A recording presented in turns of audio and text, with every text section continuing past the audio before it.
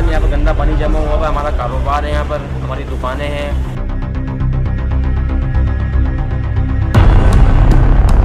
हमारे कस्टमर जो आता काम करने वाला वो साइड देख के वो भाग जाता है।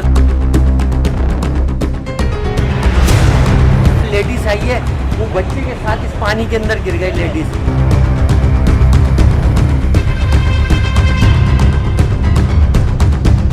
यहाँ पर तकरीबन मुसलसल कोई 1-1.5 साल का अरसा बीत चुका है। कोई पुरसान हाल नहीं है, कोई सुनवाई नहीं है, ना प्लाजा वालों की तरफ से, ना यूनियन की तरफ से, ना बल्दिया की तरफ से। मुसलसल यहाँ पर गंदा पानी जमा हुआ है। हमारा कारोबार है, यहाँ पर हमारी दुकानें हैं।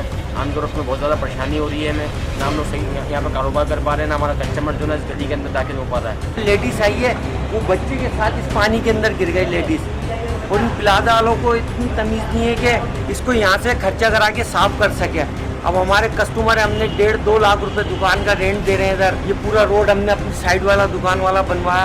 हमारे कस्टमर जो आता काम करने वाला वो साइड देख के वो भाग जाता है, उसकी टेंशन नहीं है। सबसे बड़ा मसला ये है कि जो लेडीज़ जो इनकी प्लाजा वालों की जा रही हैं वो खुद गंदे पानी के अंदर गिरी हैं और हमारे को गाली बकती भी गई हैं इधर।